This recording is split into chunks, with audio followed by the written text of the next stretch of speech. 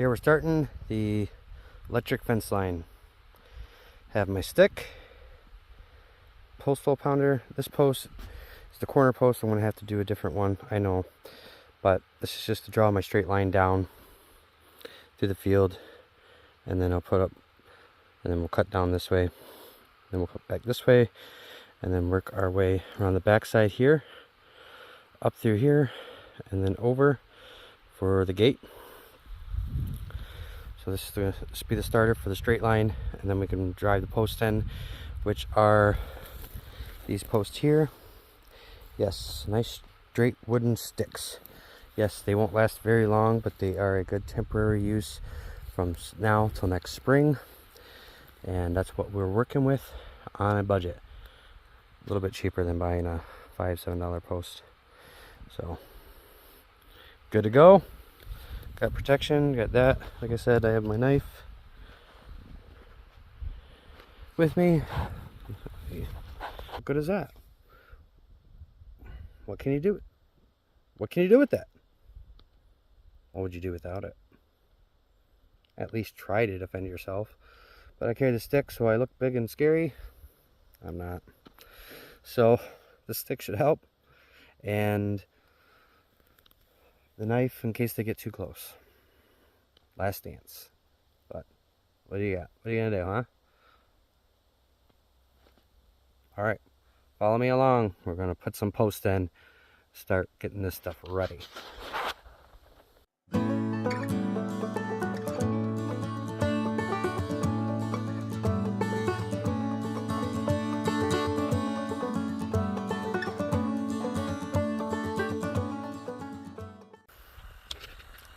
Not the straightest fence, not the prettiest fence, not even a fence yet.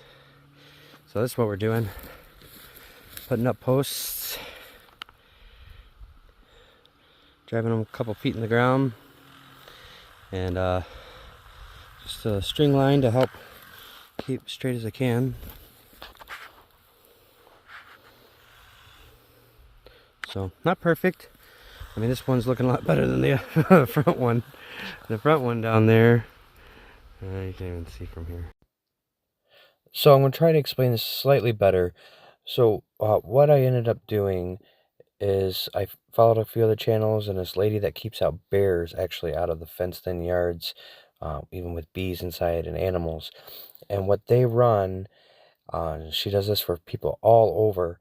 They run a hot wire on the bottom, a ground, a hot, a ground, and a hot. And if you have sandy soil, you also want to run extra line on your grounds into the ground. And I'll show you what I mean. It's actually like a jumper wire. But this is called in parallel. And so what happens is the next fence post, if there was a break in the line due to a ground out or an issue, the rest of the fence can still keep going, because you're now running, your hot isn't just running only to that line from way back 500-600 feet ago. It's actually within 100 feet or even less. And so only between where you ran the extra wire and the next time you ran that extra wire, that line will only be down in that section. And the rest of the fence will be nice and hot. So you have to go check your fence, of course, but this will help you from having a major failure throughout your entire fence. So I love this setup, and so far we are using it, and it works really well.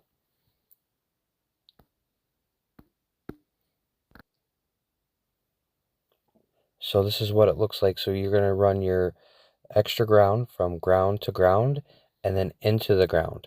I actually may go back and lengthen some of the ground that's sticking in. It's only going about 6 inches. I'd like it to be a foot or more, I believe, and that will help with the extra grounding. But once they touch that ground and that hot, you have maximum voltage running through whatever touches it.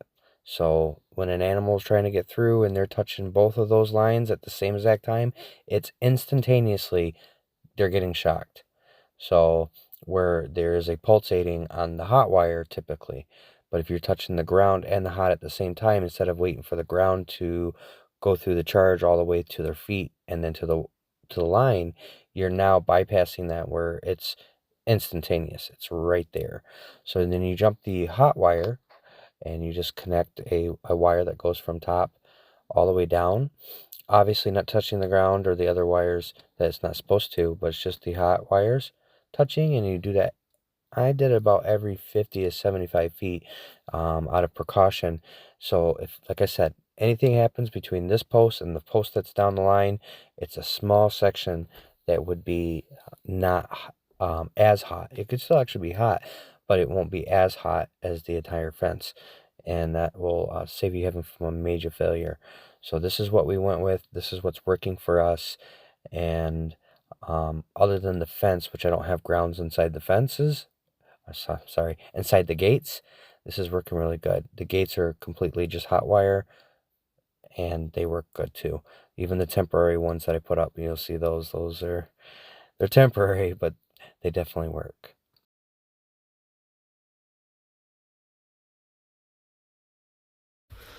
So that's how we're doing it. But when you do posts and a lot of hilly ground like this, you gotta make sure you're going up the hill, top of the hill. I probably should even done another one right here maybe, and then the bottom part of the hill. So your fence line follows for the ground and for your hots to go through. So we're gonna be running grounds and hots. So as it goes ground, hot, ground, hot, something like that. I got a diagram. It's for sandier area to help carry the ground better around, and connectivity. So if they touch that ground and hot, they get zapped instantly. There's no delay. So right now I've got about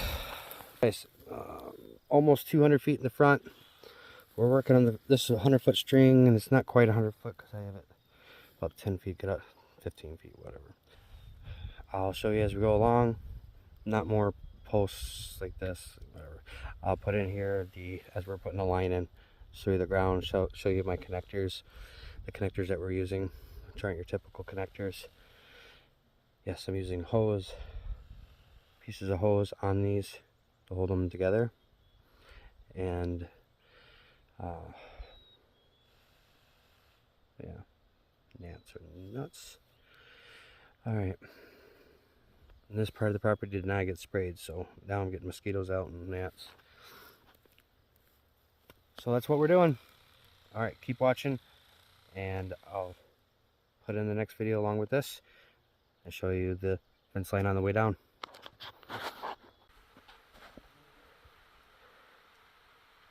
So we're putting in the fence. Hey Blake. I'd prefer it if you told me if you're recording so I could hide my face already. Alright, well, this is what we're doing. So, putting in the fence, drawing the rope from corner to corner, and even from down there, so you get a straight line to that point, and then from there to there you get a straight line. Straight line doesn't mean straight poles, so you know. You're working with wood tree poles like this, they're crooked, they don't, I've got a lot cleaner lines, but I mean this one is all whopped out. Do the best I can with what I got. I might have to take up a few that are sticking up further than I would like. They did get cleaner as I started going, but it's just to hold the line up. I'm not looking for major strength. They're just temporary. Something touches it. Well, you know, I don't have horses. I have bears, but they're gonna go through it. They're gonna go through it, and they'll be gone. So our dogs, though, will be able to run this inside perimeter almost. If I had to guess, I'm thinking we got about a 2-acre set off right now. Maybe less, but it's close to 2. It's 2 and under. So that will be the perimeter for the dogs. We're going to put in a swing gate that comes with electric lines that actually have lines that come down like this, and those lines you can drive through it via poly fence. Then you'll be able to drive through and drive back, and once those lines are touched, though, anything on on that bottom part. Once they touch, it'll shock the animal. So I've seen there's ones that you buy that are that way. So I'm going to try to engineer my own due to cost. So see what we can get out of that.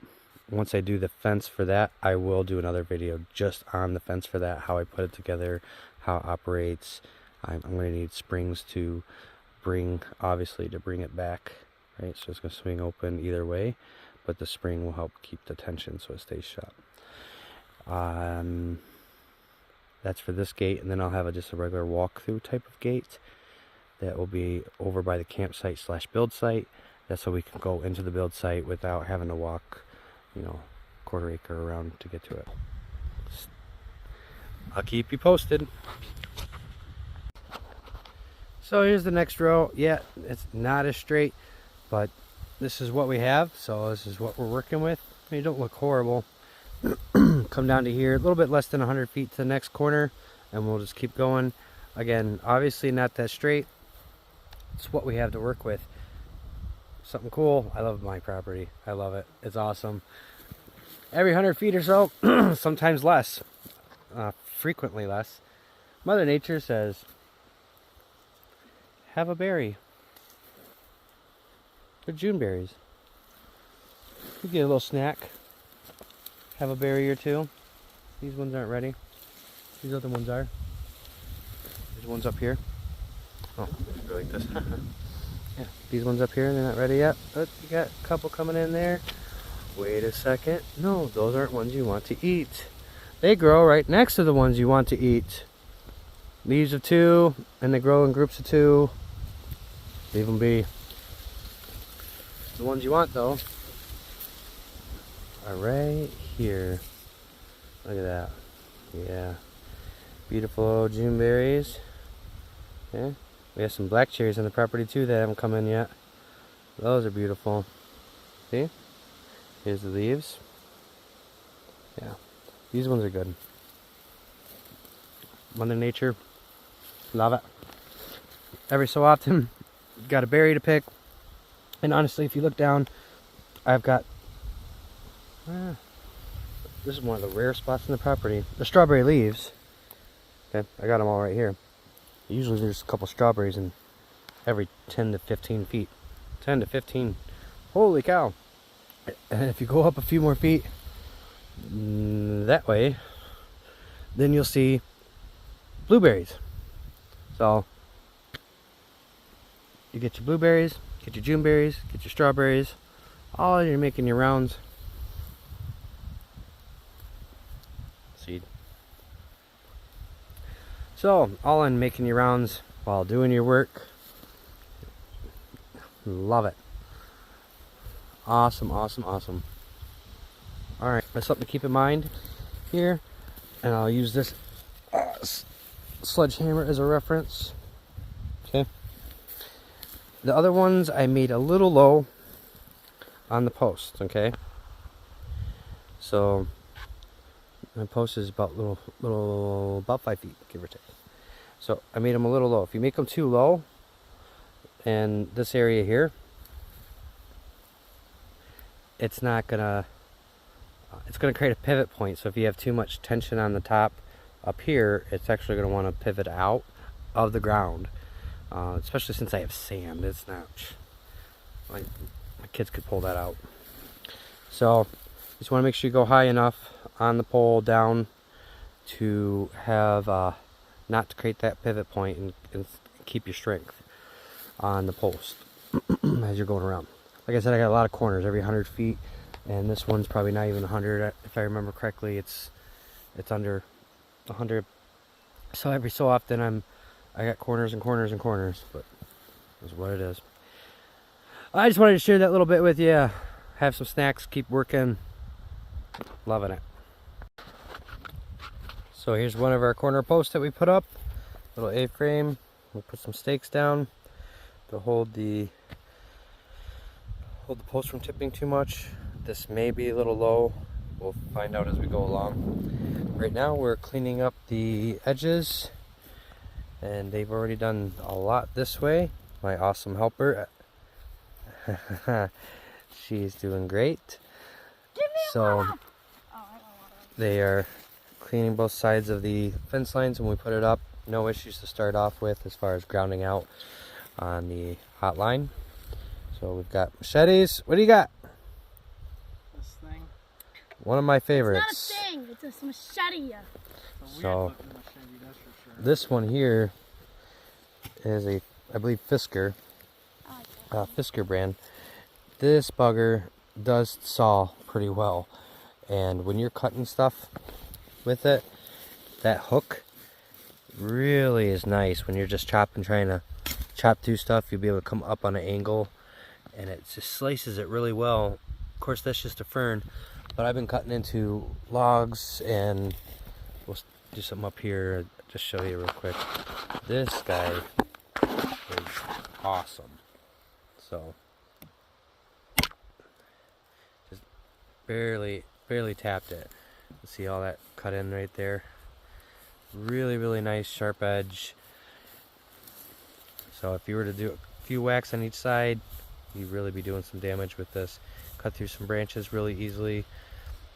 Does a great job. I recommend this guy here for your all around kind of tool. Better than just a straight machete. Any day. I like this one. Everybody, so we're making notches in a stick, and this is going to help with putting the lines in. So we're going to set the lines, and we're going to use the stick as the gauge, and that will set the line on the inside of this notch. So when we set it on top, it'll set right there, and it'll be the perfect height, the same height each way around. And I'm not worried about cosmetics. I'm more concerned with the just logistics of the fence working between the spacing. We went 8-inch on centers, so I got 3 inches here, and then I'm going to do the same here all the way up. These ones are going to be notched so I can stick it right on the line, pull it down like that. Now if they're setting too low, I need to be able to pull them up. So on the opposite side of the stick, I'm going to do the reverse notch so I can actually set it on top of the line and bring it down. So it seems like that should work fairly well. I'll show you what we get. Okay.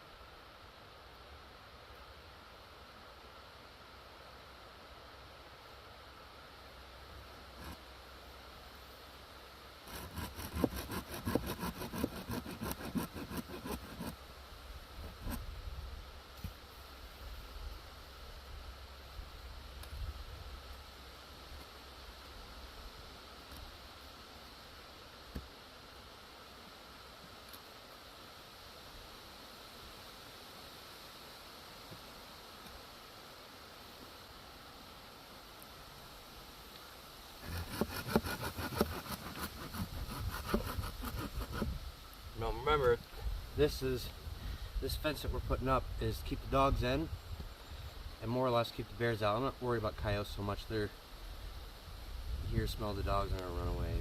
You're gonna like hit bear out?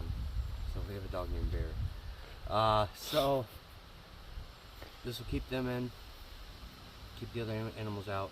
This height right here may not be high enough. I may have to add an extra one later. But first we're going to see just on how much wire we have.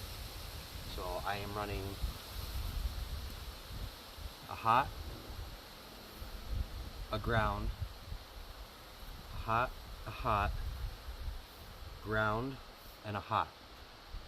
We have a long fence. We're going to have a lot of fencing area that we're going to be doing. Remember that, you know, these types of fences, they're not a physical barrier, they're a mental barrier. You get shocked once or twice and you're like, yeah, I'm not messing with that. Same thing for pigs. people have 1 or 2 lines about this tall that's keeping a 300, 400 pound pig inside. It's obviously not a physical barrier. It's a mental one. You're like, that's pain. I'll leave it alone. All right. So that's what we're going to create with this fence, is a mental barrier. Coyote, wolf, bobcats, whatever come around, touch that, they're going to say, nope, not today, and they're going to leave that alone. Our dogs too, once or twice zap, they'll be leaving that alone. So I don't know if you can see what's in my hands, but roll of barbed wire, half empty now. I had a bunch of free stuff. Oh, free. I paid pretty much nothing because the stuff I wanted came with this a couple years ago. No idea what I was going to do with it. It's free. So ground wire could be barbed wire. You don't have to use the expensive electric wire to do it. This is what I'm using. We've already gone around. We're almost done around our one time around our property for our ground. So we're doing the ground wires first. It's going to go hot, ground, hot, hot, ground, and then hot again. So I'm going to run this ground, and then I'll run the top ground. This stuff gets caught on everything, even air. So what you want to do is, what I'm doing, is running this first. That way there's no extra wire for it to catch on and finagle with and deal with all that junk. Put the ground wires in, then we'll run the hots, which will be easy. We'll get those on a nice spool, most of them. And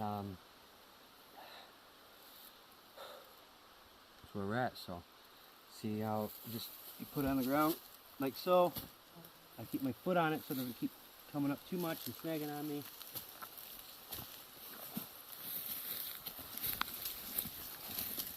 Wear gloves.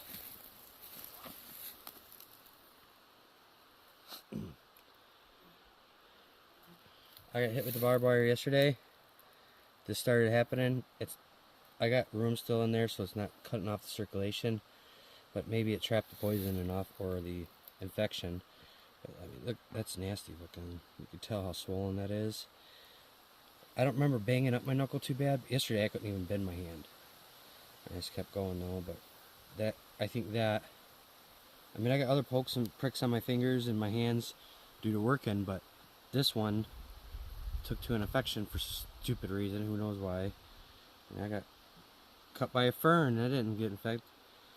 Yeah, it's a fern, whatever. So, alright, I've had my tetanus, yes. The pain has subsided. I haven't taken anything today. Probably should take some more ibuprofen, help with this swelling to go down. But all I'm trying to say, this stuff will prick you, and also do some other damage that you don't think of. I wasn't wearing gloves. I was tightening the line and putting in screws and other stuff that we were doing. Time to put on gloves? Are you kidding me? I'd rather not lose a finger right now, so. So if we're rolling it out like this, but when you're working with nails and trying to hammer, your gloves aren't really tight, and they're just kind of, you know, these are for chopping wood, right? Using a saw, getting stuff done. So they're holding up pretty good. Surprised. They are that softer suede leather. They're doing the job. They didn't cost a whole lot. And they're working, unfortunately, to cut the saw. When the saw hits it, it's supposed to snag up right there and not keep cutting through your hand. These are for running a chainsaw. That's what I got. That's what we're working with. And there's a patch in here that does the same thing. So most people are right-handed, that's why they put it in the left glove. And if you were to hit your hand here, this patch right here would catch that saw. Alright, enough about the saw. You're looking at the fence. I know. So this is what we're doing. We're running it. Stay tuned. So we're using what we have. Okay, we put screws in the other ones. Put some tension. We turned them and made an eyelet hole more or less. And these are for the grounds, right? So for these ones, we a lot faster using this nail, double-headed nail. and we're using the barbed wire. So hold that there. I'll show you. He puts tension on the wire, and I get the head pretty close. Some ones I don't, depending on the thickness of the log. And I bend this over.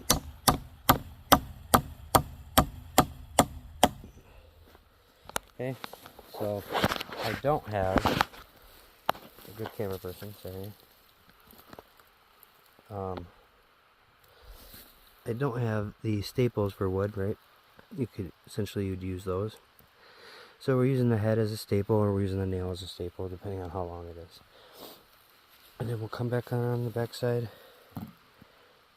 and hammer that down, and that gives you tension on your wire, keeps your wire going to your next post. Keep going from there. Some of them are pretty thin, like that one's really thin, so we would only make like an eyelet out of it, so it's more or less just holding the wire up so it doesn't sink all the way down to the bottom. That's how we're putting our fence in.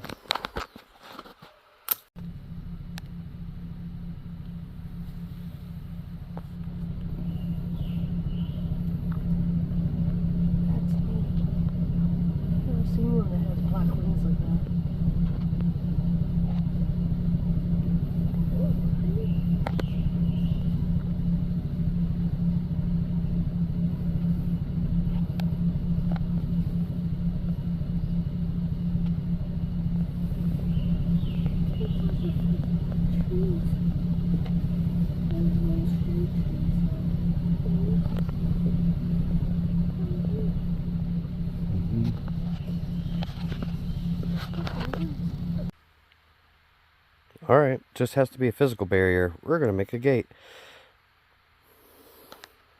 to go right here. Yeah, baby. Something temporary to use. Get back and through from our build site to our campsite. And keep it electrified on both sides. Dogs in, wild animals out. Good to go. So, cut a little square dowel. Then cut a hole. Then fit it in there, and then attach. And yes, I just have hinges laying around, of course. What kind of junk craftsman off-gritter would I be if I didn't have just extra crap laying around? I do. Square box. Pull it together, hinge it up.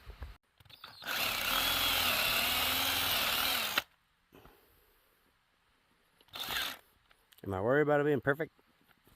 Nope. Build you a small square box, and it's on an angle. I don't care. Not pretty, but functional.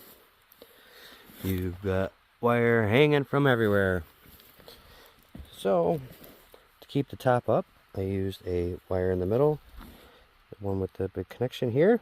That goes up to there. Got a notch in the wood, pulls tension from down here, and then I also have another wire here that pulls down to there to bring the levelness back this way, as it's all crooked on purpose, but whatever. The post leans that way due to the tension to go into the poles down there. Not really worried about it. So there you go. Wrap some hose around it. We'll get some hose to finish it off, and that'll keep it from grounding on the post itself. We'll connect a hot wire from here to there, and you just open and close. And you'll have a, probably took me 20 minutes to build the gate with no extra material, just the scrap wire, hose, and wood laying around. Alright, so temporary post, gotta do some work. So, this extra wire here is an additional ground to these grounds. It grounds out on these. And then put it in the ground every, I don't know what we did. Anyways, temporary post, put her in. Can't even see it. How the heck am I supposed to do this? So I'm going to hold the phone, hold the hammer, hold the board, hammer that in. Yeah, right. That's what I'm doing though. I'll show you when we get further along.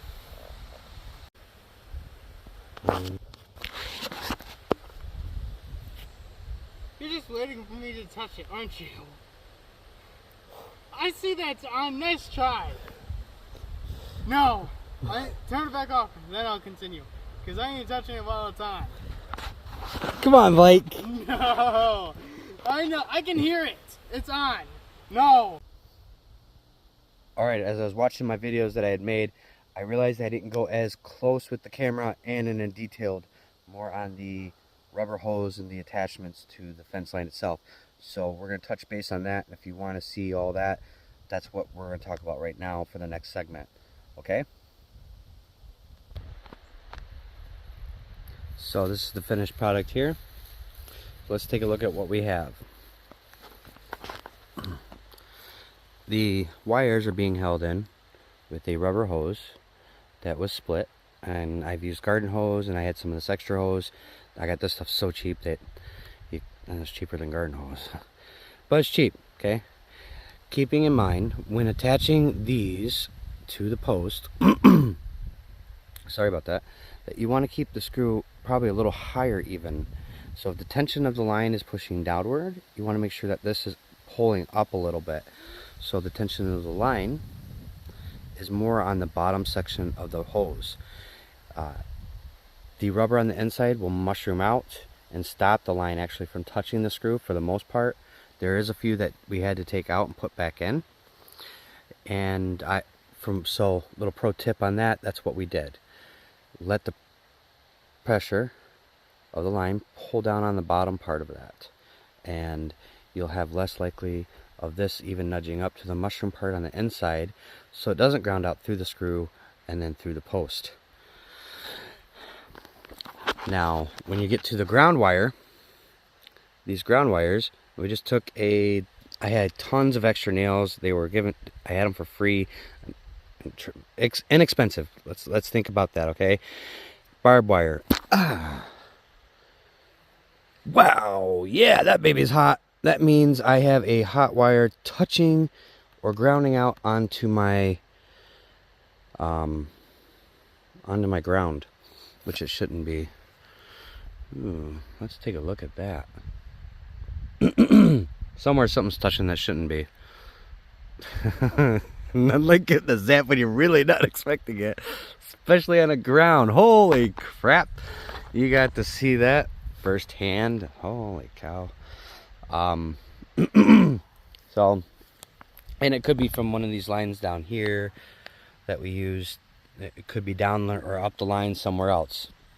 But what we did is we took nails, pounded them through, and attached the barbed wire. And some of them, like I said, we only pounded them in a little bit and then looped them over just to hold the line to float as an eyelet. That way there was not a whole lot of tension on that post due to the thickness of the post, or the line was going pretty straight and you just need to be able to hold it up and down, not necessarily pull it nice and tight and taut. That's what the corners are for more than anything. So then I took pliers, and if the line gets too saggy, you can see right here where the line's sagging down, I would take pliers and turn that wire, crimp it so to speak in the middle, and that will tighten the line up and draw it back so there's less sag. Now that's what we did for the rubbers, the rubber hoses all the way around. You could also use the same thing, same concept, put a screw in the back and then put tape or zip tie around it to hold this part up and the screw in the back, and you have less likely of contact there. There's lots of different ways to do this types of stuff, and if you're just doing inexpensive, cheap, getting by, that's what I'm doing. I've done this on my other fences and they were temporary too, but they actually ended up being more permanent than temporary. So that is our fence part, and that's how our fence is set up all the way around. You have I've already talked about, you have ground and all that. Okay, so let's look at the gate, and this gate is temporary. It's just temporary Alright, so keep that in mind. I put this up so I could quick and easily get, not maybe as quick, but easily get in and out, keep the dogs on the inside, and just keep things rocking and rolling, because I'm going to build a drive-through gate. That one I'll be doing a video on, and you'll be able to see how that's done inexpensively and the same model and type that you'll find online. So our gate concept is off of poles that go to a canopy, and I had other ones that the canopies are ruined, so the pole slides into here, and I'll show you what that looks like. Okay, and then I walked this pole to that pole over there, that white one on the ground, and it just sits there. It's out of the way, it's not hot. I could twist the fence, do whatever I want.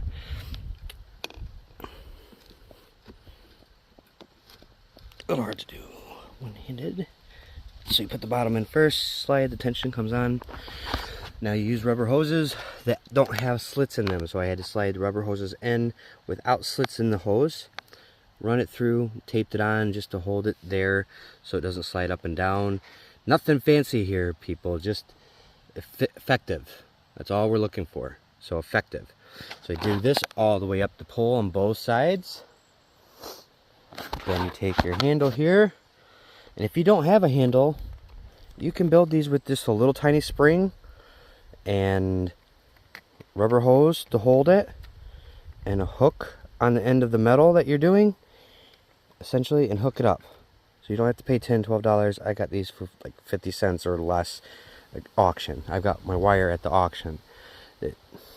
Auctions are awesome. So for the fence wire, for the fence gate, I should say, I wanted to put a few more in, and I may. I just put some jumpers down in the middle to kind of help keep the spacing between the lines, and so animals would see it. I put up yellow zip ties, and so we'll see it and not forget about it trying to drive out. On the bottom here's a big gaping hole from tire tracks, so I twisted some wire on, pulled them down, they're not touching the ground, and electrical tape them on so they don't slide back and forth, and that will help with any animals that's like, oh, there's a big gaping hole, let's go under. Well, no, that's not what it's for. So if they try to go under, that hot will zap them, and that will keep them out. So the other side of the gate looks really the same, except for nothing is connected on this side running the other way. Our hot is only connected to the handle. Rubber hoses all the way down. We got different types of rubber hoses. You see how this is almost touching?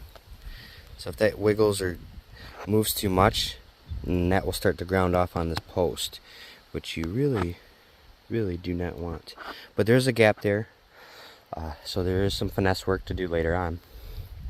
But quick and easy setup. Obviously the line's still hot, and you too can just set something up, let your animals do what they need to do, and you can move on to the next project, and when you have time, devote it to your finished product. So we're going to come around here, trying to make this shorter, guys, sorry, but I wanted to make sure I talked about some of those details as I didn't in the videos. Okay, so here's our hot wire that comes out, comes down, wraps around here, here, and there. Okay, so that gives us the hot wire is connected to all 4 lines individually, and not just the top one, and then later on it's connected down. That, in my experience, has not been very effective. So it's just a TSC. I'm not doing any reviews or talks about it. If you need that, I'm sure there's other people that have done great videos on them. But this is an 18-mile fence, solar, so far working really good for us. And our ground is right here. This runs down, it's just taped there, and it runs down to your next poles. Okay, and so for our ground, you need to use salmon-like material as you do your grounds for several different reasons.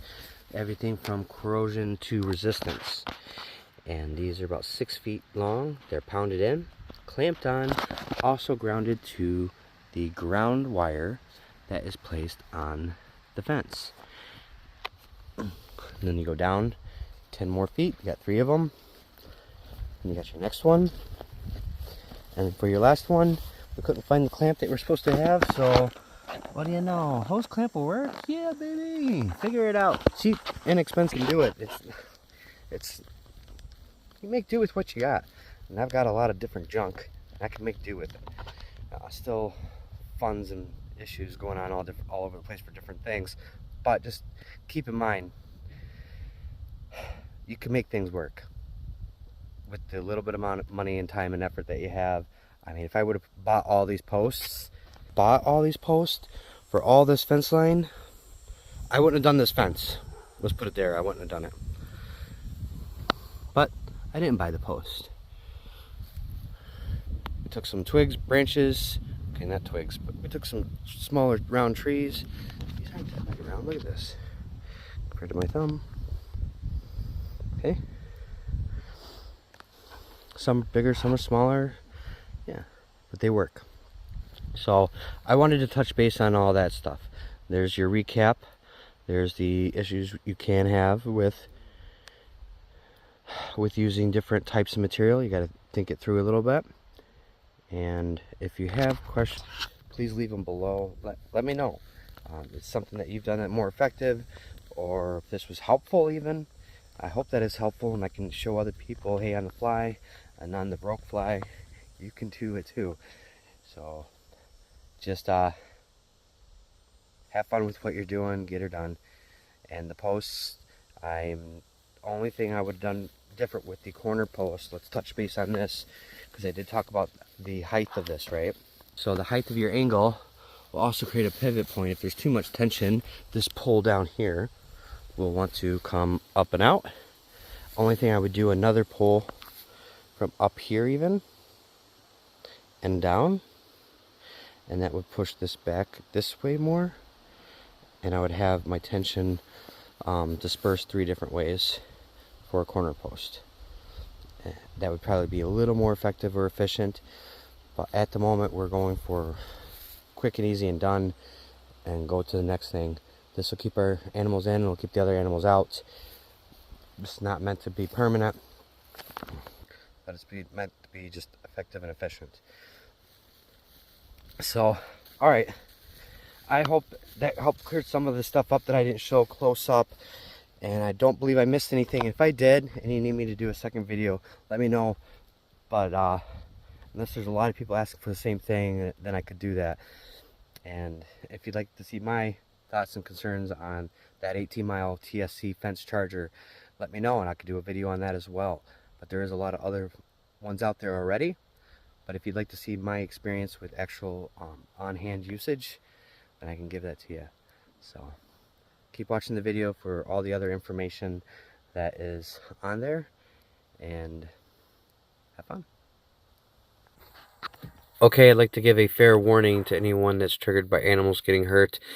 Just keep in mind though that this is a zap, that it is painful, but it's a necessary process to training an animal to an electric fence to let them know, hey, this fence is hot, do not go near it anymore. And mentally they'll see that as something that they're not supposed to touch. It does take them to know that by touching it first. So just please keep that in mind. This is not something I enjoy doing. It actually really does pain ache me quite harshly. I don't like doing this part.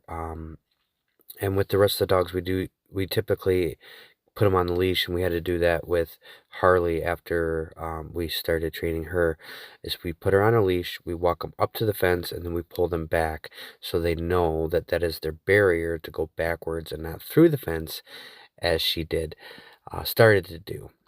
And you'll see that she goes through it and just doesn't know, like, hey, yeah, okay, I got a lot of fur on, and it doesn't hurt me at all. The rest of the animals we did that with, even pigs when they're babies and they're young, and goats, same thing. As you train them to, they get near the fence, they touch it, and usually you have a barrier behind it though, and that tells them to back up and not run through it, because that's typically the response you'll get from an animal that is not used to electric fence. They'll actually jump through it or run through it if they're on the inside of that fence. And you know, with all our other farm animals, that's what we do to train them. And sadly, it just is just part of it's part of the process. If you want to see that part of the process and how we did that with our animals, and on our dogs specifically, you could watch this rest of this part. Sorry if I'm rambling a little bit, but I just want you to know, yep, they get their nose zapped, and yes, I've been zapped many times, and I know what it feels like. If same thing with when we use shock collars or training collars, or even vibration collars. I know what those feel like before they go onto my animal, and I put them on my sensitive part of my leg, and I know what those feel like before it touches their neck, before the hotline touches their nose. They sadly have to go through the experience, but that's just how it works. So if that triggers you, fast forward a ways after the dogs are being shown, and you won't have to go see the heartache. You know, some people can't handle that. It's just part of what we have to do. So we take each of our dogs up there and show them the line. So that, keep watching. That's what we're looking at.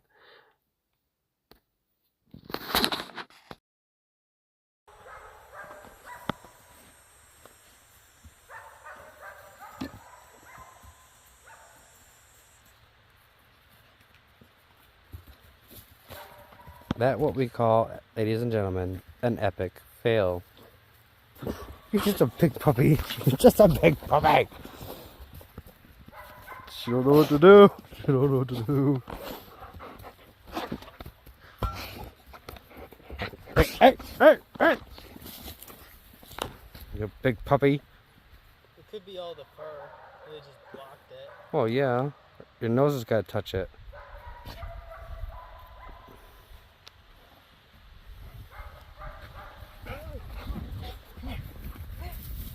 She ain't gonna go back through there. I don't. Maybe she will. You freaking grasshopper!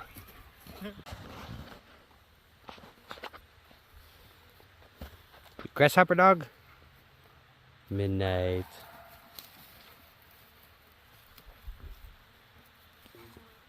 Midnight. He's a good girl. He's a good girl. He's a good girl. Yeah. He's a good girl. He's a good girl. Midnight.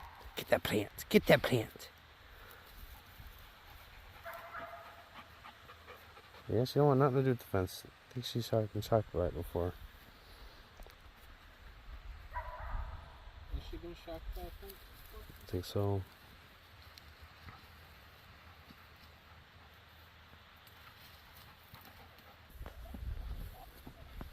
Everest. You're such a sweetheart. I'm sorry. Everest. If you've ever been zapped on the fence. Yep, you have now. It's okay. Puppy parent. Everest. You gonna come over here, huh? Look. No? No, that's okay. Let her off the leash now. Okay. She'll be good. Off you go.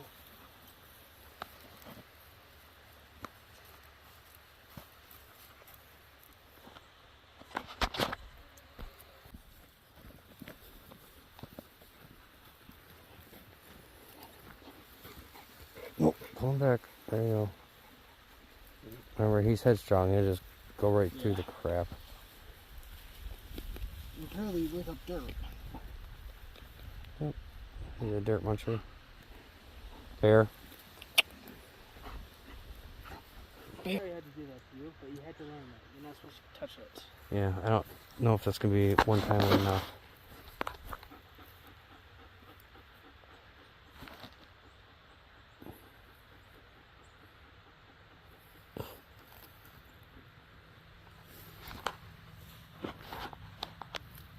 He's a good boy. Yes, you are. He's just a puppy. You're just a puppy, aren't you? How old? Not even a year, right? Yeah, not even a year. Go play. Go play. Hey, girls. Harley. Everest. Midnight.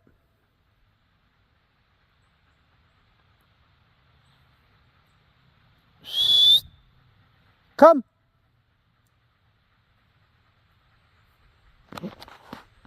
Here, Crickens. Ah. All right. This is. Yes, we did it. Yes, we did it. Sit. Sit. Who's gonna sit? Sit. Good boy. You did it. Yes, you did, and then you jumped. All right, that's what it's all about. Yes, we got our fence done. Now the puppies can roam the 2 acres out of the 40. Everest, he's a good girl. Yes, that's our Everest girl. Long-haired German Shepherd. Yeah, go play. And that's our Muddy Mutt. He's a good girl. Yeah, that's a Husky. Bernese Mountain Dog. And Harley. Freaking rabbit or goat? I don't know what you are. Harley is our Bernese Mountain Dog. Hey, pretty girl. Yes, and you got Bear. Yeah, and he's our other German Shepherd. He's still just a puppy. Hey, you guys. Such precious time in this life. Well, everybody knows that it is better